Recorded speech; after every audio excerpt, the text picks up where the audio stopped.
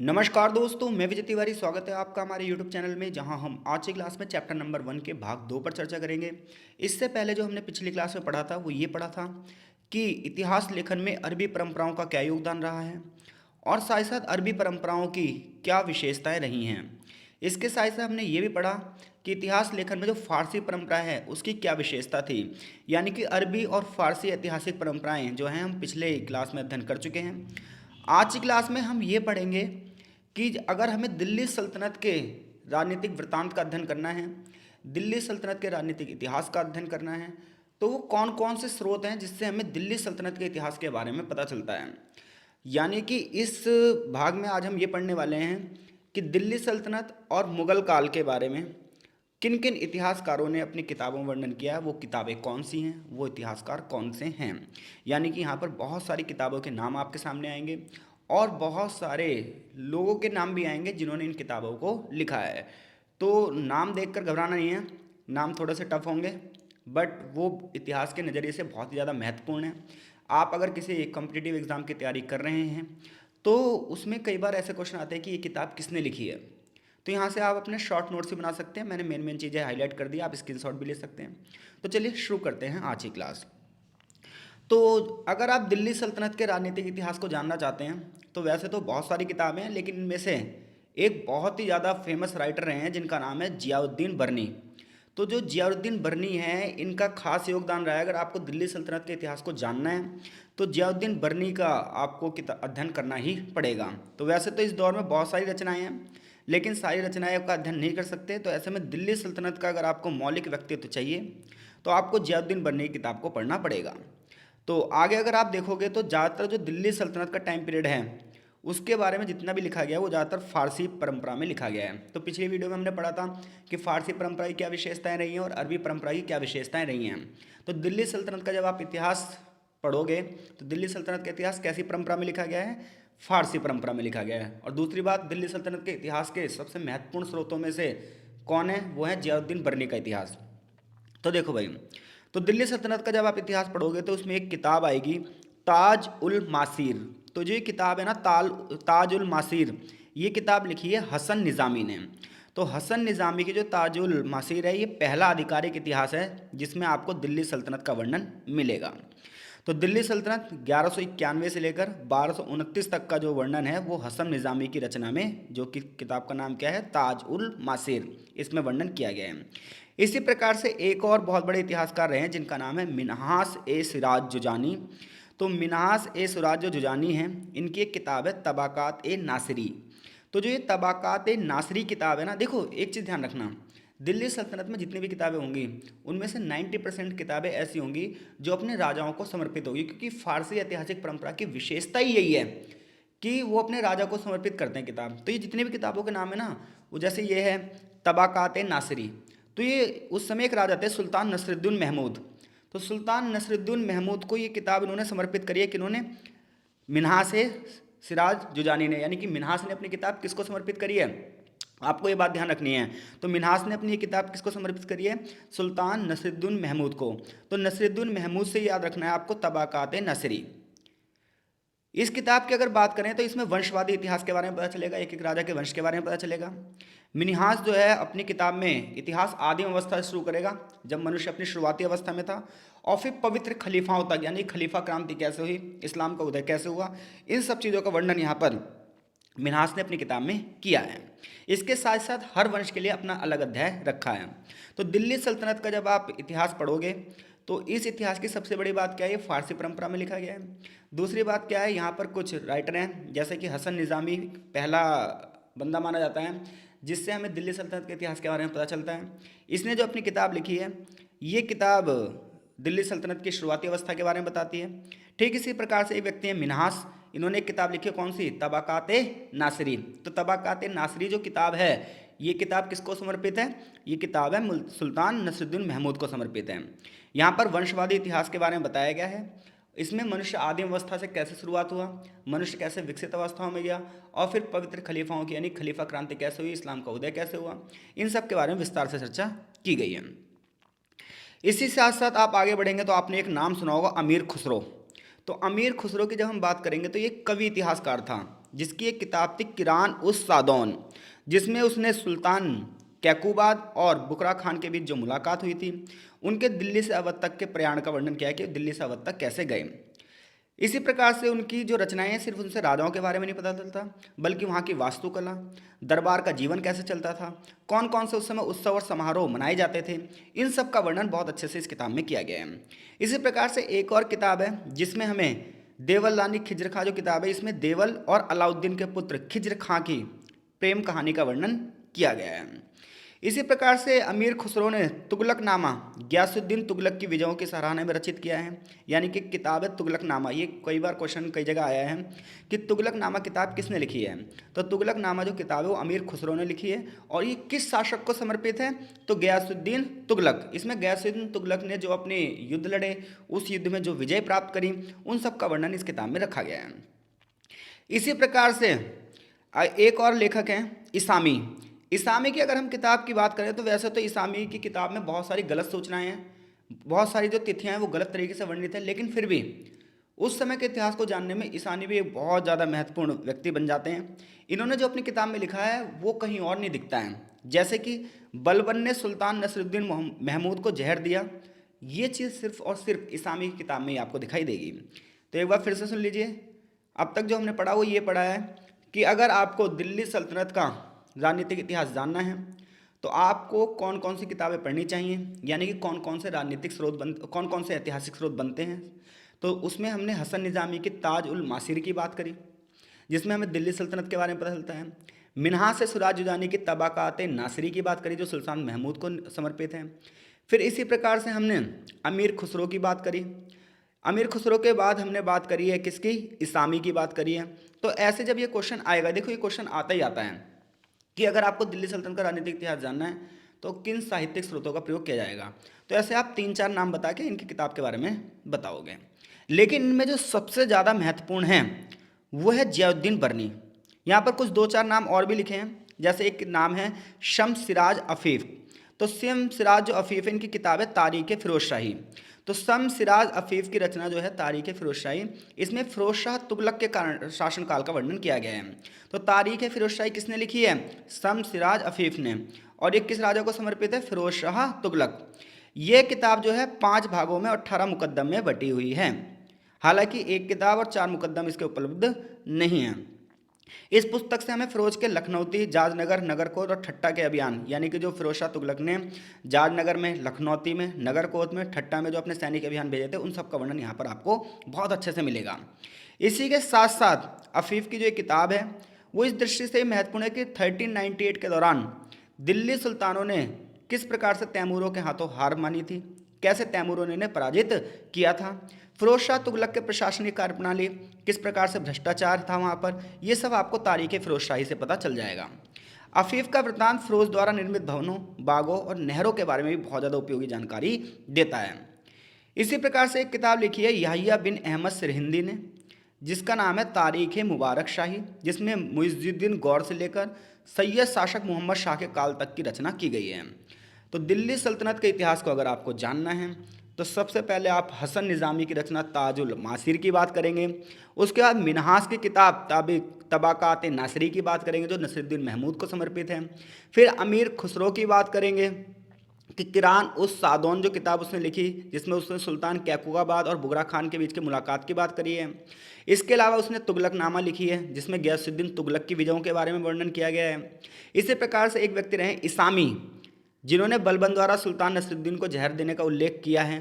शम्स सिराज अफीक की जो रचना है भाई तारीख़ फिरोज शाही, ये फिरोज शाह के काल का बहुत ही रोचक वर्णन करती है, उसकी सैनिक उपलब्धियों के बारे में बताती है, उसके समाज में भ्रष्टाचार कैसे उपलब्ध था वही बताती है, और किस प्रकार से उसे बाहरी लोगों से हार का सामना करना पड़ा ये भी बताती है।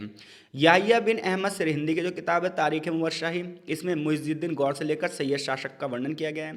तो ये कुछ महत्वपूर्ण किताबें हैं जिससे आपको दिल्ली सल्तनत के बारे में पता चलता है। किताबें बहुत सारी है बट इनका मुख्य रूप से वर्णन किया गया है। आगे जियाउद्दीन बर्नी के बारे में कुछ विशेष वर्णन किया गया है।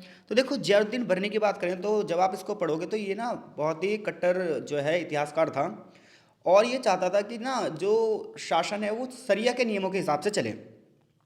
तो जियाउद्दीन बर्नी एक सफल लेखक था, उसकी जो रचनाएं हैं उसकी विद्वानता को दर्शाती हैं, उसकी कुछ किताबें जैसे तारीख़ फिरोज शाही, फतवा ए जहांदारी और सहीफ़ा ए नात मोहम्मदी, ये इसकी कुछ प्रमुख किताबें हैं किसकी, ज़ियाउद्दीन बरनी की।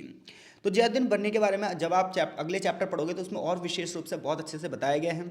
तो ज़ियाउद्दीन बरनी ये चाहता है कि शरिया के नियम के हिसाब से चले, और जो लोग उच्च मुसलमान नहीं हैं उनके खिलाफ राजा ना थोड़ा सा क्या रहे, कट्टर रहे, अगर वो कोई गलती करते हैं तो उन्हें कड़ी सजाएं दी जाए, ऐसा ज़ियाउद्दीन बरनी चाहता है। लेकिन जब ज़ियाउद्दीन बरनी की आप किताब पढ़ोगे तो वो अलाउद्दीन खिलजी के समय के बाजार नियंत्रण के बारे में बताएगा कि किस प्रकार से जो अलाउद्दीन खिलजी की बाजार मूल्य प्रणाली थी वो कितनी ज़बरदस्त थी।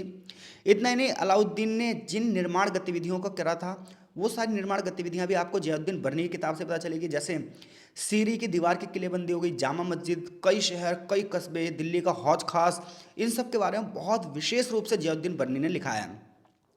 हालांकि बरनी अलाउद्दीन द्वारा सजा के मामलों में जो शरिया के प्रति उपेक्षा दिखाता था वो उसे पसंद नहीं करता था। यानी कि अलाउद्दीन खिलजी जब लोगों को सज़ा देता था तो उन सज़ा में वो शरिया के नियम की अवहेलना करता था, शरिया के नियम का फॉलो नहीं करता था। इसलिए ज़ियाउद्दीन बरनी उससे क्या करता था, नाराज़गी व्यक्त करता है कि भाई आप शरिया के नियम के हिसाब से शासन नहीं चला रहे हैं। फिर भी वो अलाउद्दीन के सल्तनत की प्रगति की प्रशंसा कर रहा है। आगे चलकर वो मोहम्मद बिन तुगलक के अंतर्गत 17 सालों तक काम करेगा और मोहम्मद बिन तुगलक को वो बहुत प्रशंसा करेगा, उसे सुल्तान ए सईद यानी कि पवित्र शासक और एक शहीद तक इसे बता देगा। बरनी ये भी बताएगा कि भाई जो ये बंदा था ना बहुत ही तर्कशील था। कौन? मोहम्मद बिन तुगलक। तो मोहम्मद बिन तुगलक ने दिल्ली में शासन किया था, आप सभी को पता है। तो मोहम्मद बिन तुगलक बहुत ही लॉजिकल बंदा था, उसने बहुत सारे चेंजेस करने की भी जरूरत करी, बट ना इसके चेंजेस जो थे वो सफल नहीं हो पाए। इसने अपनी राजधानी को भी बदलने की कोशिश करी। अगले चैप्टर में इन चीज़ों के बारे में बताया जाएगा। ज़ियाउद्दीन बरनी कहता है कि मोहम्मद बिन तुगलक सिर्फ तर्क यानी कि लॉजिक का समर्थक था, पढ़ा लिखा व्यक्ति था, यानी कि शिक्षा को बढ़ावा देना चाहता है। वह पवित्र और धार्मिक मानसिकता वाले रूढ़िवादी मुसलमानों, उल्मा, मयाशक, सैयदों की हत्या करने से भी नहीं हिचकिचाता। फिर भी वो 5 वक्त की नमाज अदा करता है और एक धर्मनिष्ठ मुसलमान है। यानी कि मोहम्मद बिन तुगलक की अगर बात करें तो एक तर्क का समर्थक है और वो रूढ़िवादी मुसलमान, उलेमा तक की जो धार्मिक गुरु होते हैं उनकी भी हत्या कर सकता है, लेकिन फिर भी एक धर्मनिष्ठ मुसलमान है और 5 वक्त की नमाज अदा करता है। मोहम्मद बिन तुगलक का अगर आपको व्यक्तित्व समझना है तो ज़ियाउद्दीन बरनी की किताबें बहुत अच्छी हैं। ज़ियाउद्दीन बरनी ने कहा है कि उसकी योजनाओं की जो विफलता हुई थी वो इसलिए नहीं हुई थी कि उसका इस्लाम में विश्वास नहीं था, बल्कि उसकी योजनाएं जो सफल नहीं हुई इसका वजह यह है कि जो उसके साथी थे उन्होंने उसका साथ ही नहीं दिया। तो सीधी सी बात है, कोई राजा जब कोई परिवर्तन करना चाह रहा है और उसकी जनता ही उसका साथ ना दे तो वो राजा कभी भी अपने देश को प्रगतिवान नहीं बना सकता। और सेम यही हुआ मोहम्मद बिन तुगलक के साथ, क्योंकि जो लोग थे वो प्रगतिशील नीतियों के क्रियान्वयन में उसके खिलाफ थे, विश्वास नहीं था उन्हें। तो उच्च कार्यालयों में निम्न वर्ग में जितने भी लोग जन्मे हुए थे बर्नी उनका विस्तृत वर्णन करता है, हालांकि बर्नी को ये लोग पसंद नहीं है। तो अगर आपको दिल्ली सल्तनत का इतिहास जानना है तो ज़ियाउद्दीन बर्नी की जो किताबें हैं मोहम्मद बिन तुगलक के शासनकाल का अच्छे से वर्णन करती हैं, सामाजिक इतिहास का वर्णन करती हैं, धार्मिक इतिहास का वर्णन करती हैं, राजनीतिक वृत्तांतों का वर्णन करती हैं, दरबारी संस्कृति के बारे में बताती हैं, राजा की सफलता असफलता का बहुत अच्छे से वर्णन देती हैं। अब हम बात करेंगे, ये तो बात होगी दिल्ली सल्तनत के राजनीतिक वृत्तांतों की। अब हम बात करेंगे मुगल काल के राजनीतिक वृत्तांतों की। आशा है चीज़ें आपको समझ में आ रही होंगी। देखो चीज़ें कठिन हैं, लेकिन अगर आप एक बार 2 बार सामने किताब रख कर पढ़ेंगे तो ये चीज़ें आपको बहुत अच्छे समझ में आएंगी। तो चीज़ें अच्छे समझ में आ रही हों तो वीडियो को लाइक ज़रूर करना और कमेंट बॉक्स में कमेंट भी ज़रूर करना। तो राजनीतिक वृत्तांत की अगर हम बात करें तो मुगलों के राजनीतिक वृत्तांत में बाबर से लेकर और औरंगजेब तक की यहाँ पर जो बात की जाएगी वहाँ पर बहुत सारी किताबें हैं जिनसे आपको मुगल काल के बारे में पता चलेगा। तो मुगल काल के दौरान जैन खान की तुजुक ए बाबरी, इसी प्रकार से ख्वाद मीर की कानून हुमायूनी से लेकर मुन्ना लाल की तारीख शाह आलम तक इतने सारे भारी मात्रा में वृत्तांत हैं कि मुगल काल की एक एक जानकारी इसमें रखी गई है। तो अकबर के काल में ऐतिहासिक साहित्य बड़े पैमाने पर शुरुआत हुई। देखो बाबर के काल में जो हुमायूं का काल था ये थोड़ा सा त्रासदी भरा था, लड़ाई झगड़े वाला था। तो ऐसे में जब बाबर भारत में आया उसके बाद जब हुमायूं ने शासन किया तो वो उस समय के जो राजनीतिक हालात थे वो अस्थिरता भरे थे, क्योंकि सबसे पहले मुगलों का काम ये था कि वो अपनी सत्ता को स्थापित करें। अकबर ने जब अपनी सत्ता स्थापित कर ली तब उसने ऐतिहासिक साहित्य के निर्माण पर जोर दिया। इसलिए आपको जो अच्छी किताबें हैं बड़े पैमाने पर जो वर्णन है वो अकबर के काल में मिलेंगे, बाबर और हुमायूं के काल में उतने अच्छे वर्णन नहीं मिलेंगे। उसका कारण है क्योंकि बाबर और हुमायूं का शासनकाल भी छोटा था और दूसरी बात वो युद्ध संघर्षों से भरा हुआ था। तो साहित्य की रचना, वास्तुकला का निर्माण, ये सब जब ही हो सकता है जब किसी शासक का शासनकाल बड़ा हो और साथ ही साथ शांति काल भी हो। तो अकबर का काल थोड़ा सा ऐसा ही था। तो अकबर के काल में इसलिए ऐतिहासिक साहित्य का सृजन भी बड़े पैमाने पर हुआ। अकबर ने इस्लामिक सहस्त्राब्दी के यानी कि इस्लाम के 1000 वर्ष पूरे होने के लिए तारीख अल्फी का वर्णन करवाया। यानी कि तारीख अल्फी एक किताब लिखी गई क्योंकि इस्लाम की जो है स्थापना के 1000 साल पूरे हो चुके थे। इसमें सन 632 से जब इस्लाम की स्थापना हुई वहाँ से लेकर अकबर के शासनकाल तक की सारी घटनाएं लिखी हैं किसमें, तारीख अल्फी ने। ये किताब 1582 में अधिकृत हुई और 1592 में तारीख अल्फी जो किताब है ये पूरी हुई। तो अगर आपको इस्लाम के आगमन से लेकर अकबर के शासनकाल तक की जानकारी इकट्ठी करनी है तो कौन सी किताब से करेंगे आप, तारीख अल्फी। ख्वाजा निज़ामुद्दीन अहमद ने तबाकात अकबरी लिखी जिसमें हमें 1592-1593 के बारे में बहुत अच्छे से जानकारी मिलती है।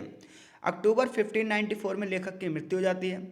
निज़ामुद्दीन ने अपने तबाकात में 9 क्षेत्रों को शामिल किया, यानी कि जो किताब थी तबाकात अकबरी, इसमें 9 क्षेत्रों के बारे में आपको मिलेगा और हर क्षेत्र का वर्णन एक अलग भाग में रखा जाएगा। दिल्ली, गुजरात, बंगाल, मालवा, जौनपुर, सिंध, कश्मीर, सुल्तान, माफ़ कीजिएगा मुल्तान।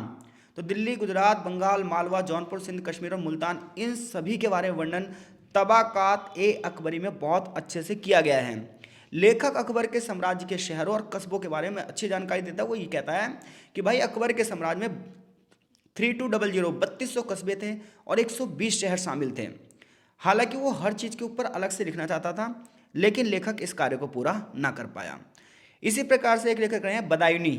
इसने अकबर के शासनकाल में विधर्मता का मतलब होता है धर्म से विपरीत, और नवाचार यानी कि नई नई चीज़ों के खिलाफ मुंतखब उत तवारीख लिखा है। यानी कि बदायूनी ने किताब लिखी है जिसका नाम है मुंतखब उत तवारीख, जो मैंने हाईलाइट कर रखी है।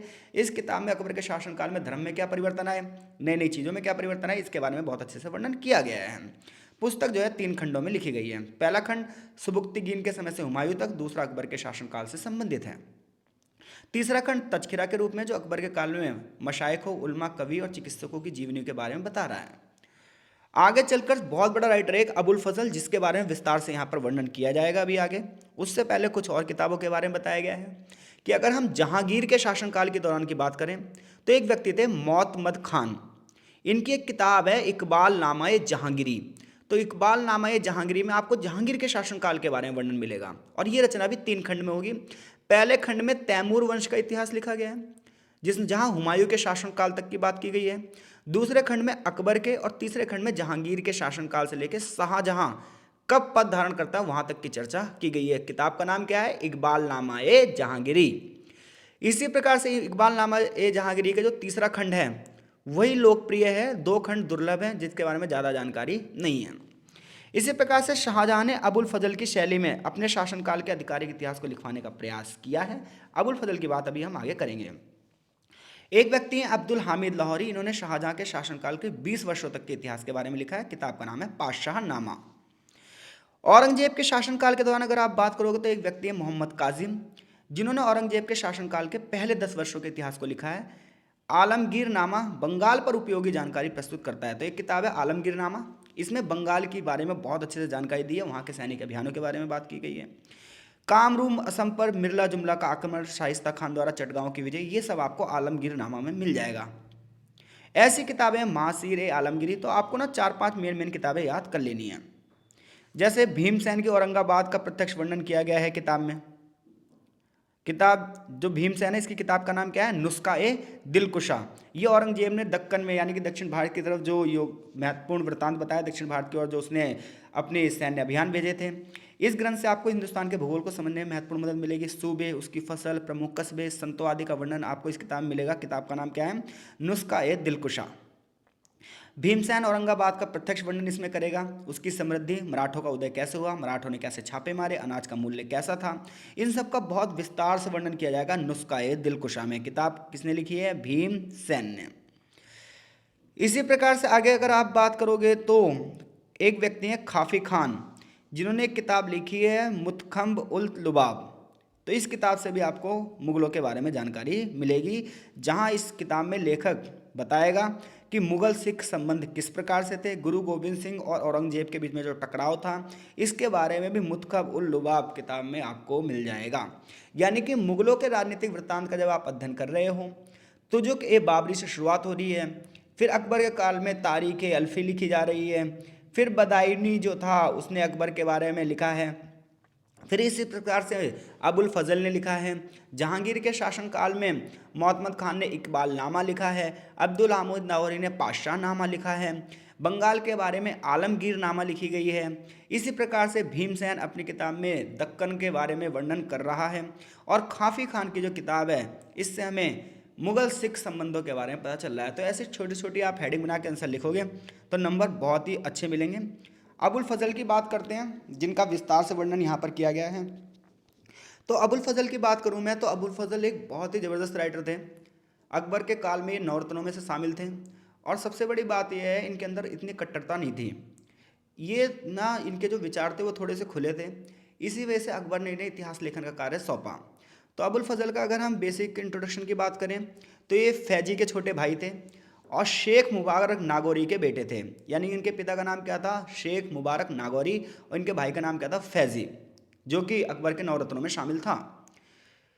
अगर अबुल फजल की बात करें तो ये साम्राज्य के सचिव थे, एक उदार विचारक थे, अकबर के करीबी दोस्त भी थे। जब इबादत खाने की स्थापना होती है तो 1574 में ये अकबर के दरबार में शामिल होते हैं। इन्होंने एक किताब लिखी अकबरनामा। अकबरनामा 3 भागों में है, जिसका तीसरा भाग है आईने अकबरी। आईने अकबरी बहुत ज़बरदस्त रचना है भाई। अकबरनामा का वर्णन अकबर के 46वें शासक वर्ग पर ख़त्म हो जाता है, और आईने अकबरी से हमें ये पता चलता है कि भाई अकबर की जो है आर्थिक प्रणाली कैसी थी, किस प्रकार के कृषि कर थे, समाज में किस प्रकार से माहौल था, दरबारी संस्कृति कैसी थी। मतलब आईने अकबरी एक विस्तृत ग्रंथ है कि कहाँ से आपको कितना टैक्स मिल रहा है, साधारण जनता किस प्रकार से देख रही है, अर्थव्यवस्था किस प्रकार से चल रही है, ये सब आपको आईने अकबरी में मिल जाएगा। तो अकबरनामा का वर्णन अकबर के 46वें वर्ष पर जाकर ख़त्म होता है। अकबर के 47वें शासक के वर्ष में अबुल फजल की हत्या कर दी बीर सिंह बुंदेला ने।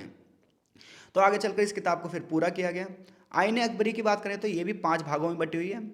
पहली किताब में अगर हम आईने अकबरी की बात करें तो साम्राज्य के बारे में बताया गया है, दूसरे में सेना के बारे में बताया गया है, तीसरे में कार्यालय और पदों के बारे में बताया गया है, चौथे में हिंदू दर्शन, धर्म, चिकित्सा, विज्ञान, रीति रिवाजों के बारे में बताया गया है, और 5वीं पुस्तक में अकबर के शुभ संदेश लिखे गए हैं।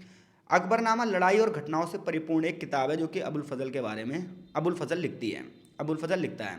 तो अबुल फजल की बात करें तो अगर मुगल काल के बारे में, खासतौर पर अकबर के शासनकाल के बारे में एक विस्तृत जानकारी आपको प्राप्त करनी है तो अबुल फजल एक सबसे महत्वपूर्ण लेखक हो जाते हैं। जैसे कि सल्तनत काल में जियाउद्दीन बर्नी थे, वैसे मुगल काल में अबुल फजल की भूमिका हो जाती है। तो अबुल फजल जो किताब लिख रहा है वो फारसी परंपरा में लिख रहा है, लेकिन अबुल फजल ने अरबी परंपरा को भी इसमें शामिल किया, यानी कि अरबी और फारसी दोनों परंपराओं को मिलाकर इसमें उसने लिखा है। अबुल फजल राजतंत्र को ईश्वर से निकले हुए प्रकाश के मामले में मानता है, यानी कि राजतंत्र के बारे में भूरी भूरी प्रशंसा करता है अबुल फजल। वो कहता है ये तो ईश्वर से निकला हुआ प्रकाश है, फरर ए इज्दी है, राजा को सुसंगत न्याय संगत होना चाहिए, लोक कल्याण के लिए काम करना चाहिए। उनके अनुसार अकबर एक आदर्श राजा था जो आध्यात्मिक और लौकिक दोनों रूप से नेतृत्व प्रदान करता था। अकबर एक आदर्श पुरुष था, इमाम आदिल था, ऐसा अबुल फजल कह रहा है। उसने अकबर के काल को शांति, समृद्धि, स्थिरता, सुशासन और धार्मिक सहिष्णुता और स्वतंत्रता के काल के रूप में पेश किया है। इवन अकबर की विफलताओं को छुपाने के लिए भी अबुल फजल ने बहुत सारी चीज़ें लिखी हैं। तो ऐसे में ये लिखता है कि अबुल फजल लिखता तो है लेकिन उसके लेखन कला की कुछ सीमाएं हैं। वो सिर्फ अकबर को एक आदर्श सम्राट दिखाना चाहता है, उसका महिमा मंडन करता है और उसकी गलतियों को नज़रअंदाज करता है, उसकी कमजोरियों को नज़रअंदाज करता है। लेकिन फिर भी अबुल फजल की जो किताब है वो कहीं ना कहीं अकबर की कहानी से अधिक है, साम्राज्य के बारे में बहुत विस्तृत वर्णन देती है और हमें मुगल काल के बारे में एक बहुत ही ज़बरदस्त तरीके से ऐतिहासिक वर्णन करती है। तो अब तक इस चैप्टर में जो आप पढ़ चुके हो वहाँ से क्वेश्चन क्या बना है? क्वेश्चन ये बनते हैं इतिहास लेखन की अरबी परंपरा क्या है और इतिहास लेखन की फारसी परंपरा क्या है, जिसकी चर्चा हमने पिछली वीडियो में करी थी। आज यह इतिहास लेखन में जियाउद्दीन बर्नी का योगदान और इतिहास लेखन में अकबरनामा का महत्व बताओ। तो इन दोनों चारों प्रश्न जो हैं इनका उत्तर देने में आप सक्षम हैं। चैप्टर बहुत बड़ा है, आगे इस चैप्टर में संस्मरण, ईशा लेखन, इन सब की चर्चा हम इस चैप्टर के पार्ट 2 में करेंगे। आशा है चीज़ें आपको समझ में आ रही होंगी। अगर चीज़ें समझ में आपको आ रही हैं तो कमेंट बॉक्स में कमेंट करके हमें ज़रूर बताइए। मिलते हैं आपसे इस चैप्टर के पार्ट 3 में, तब तक के लिए आपका बहुत बहुत धन्यवाद।